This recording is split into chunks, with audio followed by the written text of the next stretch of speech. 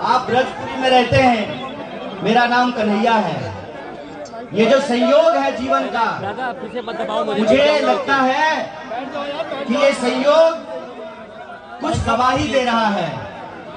गवाही ये है कि मैं गंगा किनारे पैदा हुआ हूं, आप जमुना किनारे रहते हैं।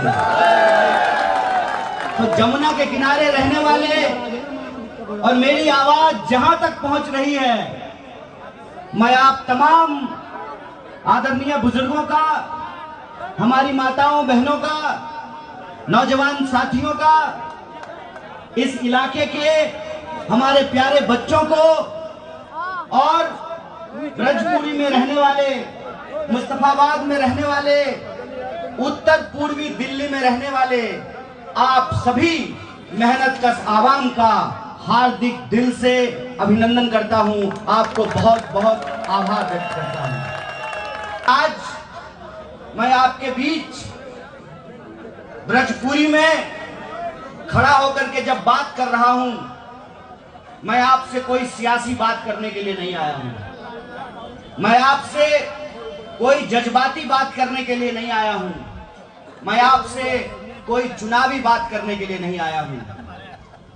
मैं आपके बीच हमारी पार्टी भारतीय राष्ट्रीय कांग्रेस और इंडिया अलायंस का जो संकल्प है, जो संघर्ष है और इस देश के लिए जो हम सपना देख रहे हैं, वो सपने मैं आपके बीच में रखने के लिए आया हूं। मैं आपको यह बताना चाहता हूं कि इस बार का चुनाव किसी एक व्यक्ति को सांसद बनाने का चुनाव नहीं है। इस बार का चुनाव किसी एक व्यक्ति को प्रधानमंत्री बनाने का चुनाव नहीं है।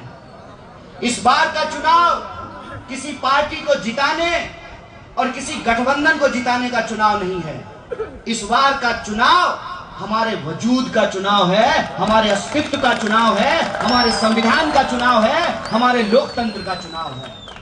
यह बात मैं आपको क्यों कह रहा हूं? यह बात मैं आपको डराने के लिए नहीं कह रहा हूं। यह बात आप सब पिछले कई सालों में महसूस किए हैं। इस बात को मैं बस दोहरा रहा हूं आपके सामने। आपने ये महसूस किया है कि पिछले 10 साल में देश को क्या से क्या कर दिया गया है। एक मशहूर शेर है, कहां तो तय था चिरागा हर एक घर के लिए, कहां चिराग मयस्सर नहीं शहर के लिए। उत्तर पूर्वी दिल्ली भी दिल्ली में ही है, लेकिन जो उत्तर पूर्वी दिल्ली में रहने वाले लोग हैं, ये रोज महसूस करते हैं कि जब आप यमुना पार कर रहे होते हैं, तब आपको दो दुनिया नजर आता होगा। एक वो दुनिया जो यमुना के उस तरफ है, जिधर बड़े बड़े कोठियों में रहने वाले लोग हैं, मंत्री जी रहते हैं, प्रधानमंत्री जी रहते हैं और आपके सांसद मनोज तिवारी जी भी रहते हैं। और एक ये इलाका है जहां आप रहते हैं, जहां हम रहा करते थे। महंगाई की बात नहीं होती है, बेकारी की बात नहीं होती है, इस क्षेत्र की जो समस्याएं हैं उसकी बात नहीं होती है। दिन भर समाज को लड़ाने का धंधा किया जाता है। इसीलिए उनको जितना ताकत लगाना है लगा लें। इस बार की लड़ाई एक तरफ वो है और दूसरी तरफ हम हैं, इस देश की जनता है और हमको मिलकर के ये लड़ाई लड़नी है। बोलिए लड़ेंगे? लड़ेंगे तो न्याय और अन्याय के इस संघर्ष में अन्याय हारेगा और न्याय की जीत होगी। इस बात को हमको याद रखना है। इसीलिए आप सबको अपनी एक जिम्मेवारी निभानी पड़ेगी। चुनाव में गिनती के 10-12 दिन बचे हैं और मैं जो हूं दिल्ली का सबसे गरीब प्रत्याशी हूं। मेरे पास हेलीकॉप्टर नहीं है और सबसे गरीब प्रत्याशी होने के चलते 24 लाख वोटर हैं उत्तर पूर्वी दिल्ली में, 10 विधानसभा है और लगभग 2200 बूथ है। और हम तो जो है सांसद महोदय की तरह जो है शादी भी नहीं किए हैं। तो हमारा प्रचार तो आप लोगों को करना पड़ेगा ना। तो आप अगर किसी ने कहा खत्म हो गया, अरे मोदी जी की तरह कौन जो है गुमराह कर रहा है। आप 100 फीटा रोड पे चले जाइए, आप 60 फीटा रोड पे चले जाइए, आप गोकुलपुरी चले जाइए, नंद नगरी चले जाइए, हर्ष विहार चले जाइए, आप करावल नगर चले जाइए, आप कहीं चले जाइए, कोई ऐसी सड़क नहीं है जहां जाम नहीं लगा हुआ है, जहां ट्रैफिक नहीं लगा हुआ है। स्कूल की छुट्टी होती है 2 बजे और बच्चे घर पहुंचते हैं शाम को 6 बजे। और जब शाम होने लगती है, सूरज ढलने लगता है, ज्यों ज्यों सूरज ढलता है त्यों त्यों माँ बाप की चिंता बढ़ने लगती है और वो बार बार फोन करते हैं। तो बच्चे फोन उठा करके कहते हैं कि बार बार फोन करके तंग क्यों कर रहे हो, ऐसा ना हो जाम में फंसे हुए हैं और तुम्हारा फोन उठाने के चक्कर में हमारा फोन ही कोई लेकर के भाग जाए। ये रोज की समस्या है, चाहे जाम की समस्या हो, चाहे मोबाइल चोरी की समस्या हो, चाहे इस एरिया में जो रहने वाले लोग हैं, थोड़ी सी बारिश हो ना जाए, थोड़ी सी बारिश हो ना जाए कि जमुना जी का पानी नहीं बढ़ता है लेकिन हमारी गलियों में पानी जमा हो जाता है। बोलिए जल भराव होता है कि नहीं होता है? और ये आज से नहीं हो रहा है, ये सालों से हो रहा है। पिछले 10 साल और उससे पहले भी हुआ है। तब और अब में फर्क क्या है? तब और अब में फर्क ये है, यहां बैठे हुए हैं पूर्व एमएलए साहब, तब और अब में ये फर्क है कि तब आपका जो सांसद होता था आप उसकी गाड़ी रोक लेते थे और आप उसकी गाड़ी रोक करके कहते थे कि सांसद साहब याद रखिएगा, हम ही आपको वोट दे करके सांसद बनाए हैं। अगर हमारा पुल नहीं बनवाएंगे, अगर हमारी गली नहीं बनवाएंगे, अगर हमारा नाला नहीं बनवाएंगे तो अगली बार हम आपको वोट नहीं देंगे। पिछले 10 सालों में यह फर्क आया है कि सांसद को लगता है कि उसको तो वोट उसके नाम पे मिल ही नहीं रहा है, इसीलिए काम करने की कोई जरूरत ही नहीं है। यह जो फर्क आया है कि लोकतंत्र में सबसे ज्यादा ताकत जनता के हाथ में होती थी। नया निजाम आया है, नया कायदा लेकर आया है और यह जो नया निजाम है उसको नया कायदा यह मालूम हो गया है कि समाज को आपस में लड़ा दो, झगड़े लड़ा दो, इस गली को उस गली से लड़ा दो, इस विधानसभा के लोगों को उस विधानसभा के लोगों से लड़ा दो। सांसद ने क्या काम किया यह सवाल कोई पूछेगा ही नहीं। क्यों? क्योंकि जो है मोदी जी के नाम पे वोट ले लेंगे। और यह जो फर्क हुआ है उसका नतीजा यह है कि 10 साल में सांसद महोदय दिल्ली के सबसे अमीर सांसद बन गए हैं। तो उस अमीर सांसद को यह गरीब लड़का चप्पल पहनने वाला चुनौती देने के लिए आया है। यह चुनौती देने के लिए आया है कि देखते हैं तुम्हारे देश दोस्त के टेम्पो में कितना काला धन है। तुम्हारे दोस्त के काला धन वाले टेम्पो का मुकाबला हम ई रिक्शा से करेंगे, इस बात को याद रखना। और रही बात हमारे एजेंडे की, जिस सपने की बात हमने आपसे की है, हमारा सपना यह है कि दिल्ली में रहने वाले लोग चाहे यमुना के उस तरफ रहते हो चाहे यमुना के इस तरफ रहते हो, वो भारत के नागरिक हैं। और वो अगर भारत के नागरिक हैं तो इस देश के संविधान ने, इस देश के लोकतंत्र ने उनको एक अधिकार दिया है। और अधिकार ये है कि जिसके पास फॉर्च्यूनर है उसका वोट भी एक होता है और जिसका बाप जूता सिलने का काम करता है उसका वोट भी एक होता है। यह है संविधान की ताकत। और इस संविधान की ताकत को ये हमसे छीन लेना चाहते हैं। और आपने देखा कि सूरत में इन्होंने क्या किया। सूरत में चुनाव नहीं हुए, जो सूरत के लोग थे वो अगर भाजपा के खिलाफ वोट देना चाहते थे, उनके पास वोट देने का कोई विकल्प नहीं था। कई सारे लोगों ने यह शिकायत किया कि आप हमारी गली में नहीं आए हैं, आप हमारे मोहल्ले में नहीं आए हैं, हमने आपको सिर्फ यूट्यूब पे देखा है। तो मैं उन लोगों को एक बात कहता हूं, दोस्त मेरे, ये लड़ाई बहुत बड़ी है। ये देखने और दिखाने की नहीं, बचने और इस देश को बचाने की लड़ाई है। इसीलिए उन लोगों को मैं सिर्फ इतना कहना चाहता हूं कि आपने उसी यूट्यूब पे जहां आपने हमको देखा है, उसी यूट्यूब पे एक और वीडियो आपने देखा होगा। भाजपा का सांसद का बेटा, लोग कहते हैं ईवीएम हैक होता है, उसके बेटे ने पोलिंग स्टेशन का अपहरण कर लिया और अपहरण करके ईवीएम अपने हाथ में लेकर के कह रहा था कि ये ईवीएम मेरे बाप का है। इतना अहंकार, इतनी ताकत और इतना घमंड उसके दिमाग में कैसे आया है? इतना अहंकार, इतना घमंड, इतना ताकत उसके दिमाग में इसलिए आया है कि उनको लगता है कि उनको कोई हरा नहीं सकता है।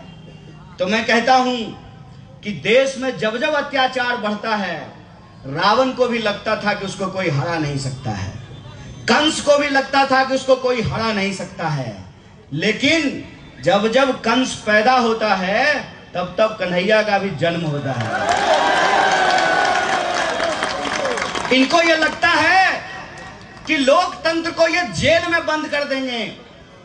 विपक्ष की एक एक आवाज को, चाहे वो नौजवान हो, विद्यार्थी हो, पत्रकार हो, लेखक हो, साहित्यकार हो, फिल्म बनाने वाला हो, एक एक इंसान को जो इनके खिलाफ आंख में आंख डाल करके सवाल पूछता है, उसको पकड़ करके ये जेलों में बंद कर देते हैं। तो मैं कहना चाहता हूं कि हमने आपकी जेलें देखी हैं साहब, और हमने आपकी लाठियां भी देखी हैं, हम आपके तोपों को भी देखेंगे। लेकिन याद रखिएगा, ये भारत की भूमि है, ये भारत की धरती है। एक वक्त तक हम अत्याचार बर्दाश्त करते हैं, और जब अत्याचार सर से ऊपर बढ़ जाए तो हम एकजुट होकर के उसका मुकाबला करते हैं। इस बात को याद रखिएगा, इस बात को याद रखिएगा कि आप हमारे समाज को बांटने की कितनी भी कोशिश कर लीजिए, अंग्रेज भी यही करा करते थे, अंग्रेजों की भी यही साजिश थी, उन्होंने भी इस देश के साथ यही किया था। लेकिन जब अंग्रेजों का अत्याचार बढ़ा तो एक साथ राम प्रसाद बिस्मिल भी पैदा हुए और अशफाक उल्लाह खान भी पैदा हो गए थे। ये याद रखिएगा कि इस धरती से प्रेम करने वाले लोग, चाहे उनका नाम कुछ भी हो, उनका धर्म कुछ भी हो, वो रहते किसी भी इलाके में हैं, जब बात देश की आएगी, जब बात संविधान की आएगी, जब बात लोकतंत्र की आएगी, तो हम तमाम लोग एकजुट होकर के इसका मुकाबला करेंगे। बोलिए, संविधान बचाने की इस लड़ाई में आप साथ हैं कि नहीं हैं? अगर आप साथ हैं तो मैं आपको एक मजेदार बात बताता हूं। पहली बार जब मैं उत्तर पूर्वी दिल्ली में प्रत्याशी बना तो मैं लोगों से बात कर रहा था, तो सारे लोग यही कह रहे थे कि हमने सांसद को देखा नहीं है 10 साल में। हम बोले चिंता मत कीजिए, आप जितना अपने सांसद को 10 साल में नहीं देखे हैं, उससे दुगना हम आपको 10 दिन में उनका दर्शन कराएंगे। और सिर्फ सांसद का नहीं, सिर्फ सांसद का नहीं, सांसद तो दूल्हा है, पूरी की पूरी बारात और पूरी जमात को सड़क पर उतार करके लाएंगे। अभी सांसद महोदय गली गली घूम रहे हैं, हम आपको दिखे ना दिखे, आपको हम प्रधानमंत्री से भी मुलाकात करवाएंगे, कई सारे मुख्यमंत्रियों से भेंट करवाएंगे, कई सारे मंत्रियों से भेंट करवाएंगे, सारे दोस्त इनके आएंगे और आपकी गलियों में जो है जुगनू की तरह जो है चमकेंगे, जुगनू की तरह। लेकिन ध्यान बस एक बात का रखना है, इस 10 दिन में 10 साल को नहीं भूलना है। इस 10 दिन में जो बात कही जाएगी उसके प्रभाव में आए बिना जो आप 10 साल से झेल रहे हैं उस बात को नहीं भूलना है। वो आएंगे, मीठी मीठी बातें करेंगे, फिर से नया वादा करेंगे, फिर से आपको उम्मीद दिखाएंगे कि हमने जो 10 साल में नहीं किया हम वो आने वाले 5 साल में कर देंगे। तो मैं एक बात पूछना चाहता हूं, कितना बार बेवकूफ बनेंगे? 1 बार, 2 बार, तिवारा बेवकूफ बनना चाहते हैं क्या? वो इस क्षेत्र की जनता को अपमानित कर रहे हैं। उन्होंने अपमानित किया। दिल्ली में 7 सीट है, 7 में से 6 पे कैंडिडेट बदल दिया, इस पे कैंडिडेट नहीं बदला। और कैंडिडेट ऐसा जिसके बारे में भाजपा के लोग कहते हैं कि हमारा सांसद तो हमको मिलता ही नहीं है। करवा चौथ का चांद भी दिख गया, ईद का चांद भी दिख गया। कितना करवा चौथ और ईद हो गया लेकिन उनका हंसता हुआ नूरानी चेहरा नहीं दिख पा रहा है इस क्षेत्र के लोगों को। इसीलिए इस बार की लड़ाई, एक तरफ वो हैं जो समाज में नफरत फैला रहे हैं, एक तरफ वो हैं जो लोगों को गुमराह कर रहे हैं, एक तरफ वो हैं जो बार बार नए तरीके का झूठ बोल रहे हैं। मुझे तो लगता है कि किसी दिन झूठ ही सुप्रीम कोर्ट चला जाएगा और कहेगा कि जो है मेरा अस्तित्व खतरे में है। नया नया तरह का झूठ बोलते हैं। वो आपके पास आएंगे, फिर से जो है इस समाज को, उत्तर पूर्वी दिल्ली में रहने वाले लोगों को बांटने की कोशिश करेंगे, गुमराह करने की कोशिश करेंगे। लेकिन हमको अपनी समस्याओं पर टिके रहना है। हमको इस बात पर टिके रहना है कि पुस्ता रोड का चौड़ीकरण क्यों नहीं किया गया, गमरी रोड का चौड़ीकरण क्यों नहीं किया गया, मेट्रो का काम क्यों नहीं पूरा हुआ, नया सेंट्रल स्कूल क्यों नहीं खुला, मल्टी स्पेशलिटी हॉस्पिटल क्यों नहीं बना। और सबसे बड़ी बात, जब चुनाव आता है तो सारे नेता आते हैं, फिर 5 साल के लिए ऐसे गायब हो जाते हैं जैसे गधे के सर से सींग। इस बात को हमको याद रखना है कि ये लड़ाई किसी को सांसद बनाने की नहीं है, अपने अस्तित्व को बचाने की लड़ाई है। आप जो नागरिक हैं और आपका जो नागरिक होने का एहसास है, उस एहसास को बचाने की लड़ाई है। इस समाज में चाहे हम जिस जाति या धर्म में पैदा हुए हों, हम संविधान की नजर में बराबर हैं, उस बराबरी के एहसास को बचाने की लड़ाई है। यह लड़ाई अपने हक हुक की लड़ाई है। यह लड़ाई अन्याय के खिलाफ न्याय को बचाने की लड़ाई है। इस बात को हमको याद रखना है। बोलिए, आप न्याय के लिए, न्याय को बचाने के लिए तैयार हैं? अगर आप तैयार हैं तो हम आपको एक बात कहना चाहते हैं, जो आपको मिल रहा है मुबारक, जो आपको मिल रहा है बधाई। हम उस बात को आगे बढ़ाना चाहते हैं। हम चाहते हैं कि महिलाओं को हर महीने 8,500 रुपया मिले। हम चाहते हैं कि जो नौजवान हैं जिन्होंने लोन लेकर के पढ़ाई की है, अगर इस देश में बड़े बड़े धन्ना सेठों का कर्जा माफ किया जा सकता है, अगर उनका 16 लाख करोड़ कर्जा माफ किया जा सकता है, तो जिन बच्चों ने लोन लेकर के पढ़ाई की है, हम उनका लोन माफ करेंगे। सीधी सी बात है भाई, देश किसी का बपोती नहीं है, देश हम सब का है। अंबानी का वोट भी एक होता है और ठेला लगाने वाला, रेडी पटरी लगाने वाला, ई रिक्शा चलाने वाला, ऑटो चलाने वाला का भी वोट एक होता है। अगर इस देश में अंबानी अडानी के लिए कर्जा माफ किया जा सकता है, तो आपको विद्यार्थियों का भी कर्जा माफ करना पड़ेगा। इसलिए माफ करना पड़ेगा कि कर्ज लेकर के हमने पढ़ाई करी, लेकिन जब नौकरी देने की बात आई, हमको तो नौकरी नहीं मिला, गरीब के बच्चों को नहीं मिल रहा नौकरी, और गृह मंत्री का बेटा बन रहा है बीसीसीआई का सेक्रेटरी। यह जो अत्याचार है, यह जो अन्याय है, उस अन्याय के खिलाफ हम संघर्ष करना चाहते हैं।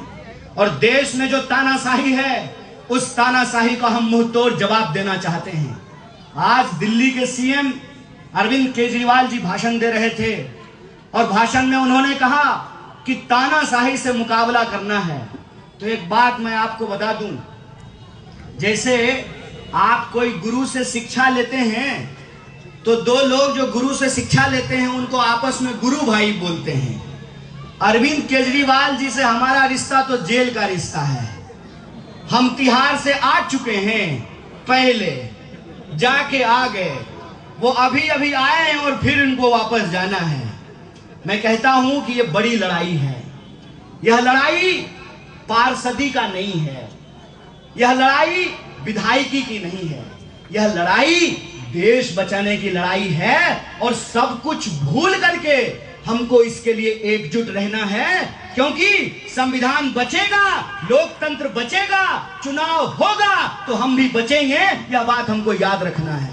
इसीलिए आप सबसे मैं आग्रह करना चाहता हूं कि इस बार के चुनाव में हमको दल नहीं देखना है। और जहां तक इस उत्तर पूर्वी क्षेत्र में होने वाले चुनाव का सवाल है, तो आप सब जानते हैं कि दिल्ली में इंडिया अलायंस बना है, और इंडिया अलायंस बनने के चलते इस बार हाथ में झाड़ू है।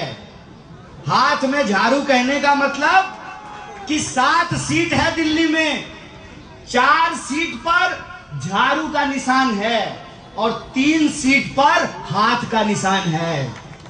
इसीलिए जो हमारी माताएं और बहनें हैं, खाली भाषण सुनने से काम नहीं चलेगा, आपको भी अपनी जिम्मेवारी निभानी पड़ेगी।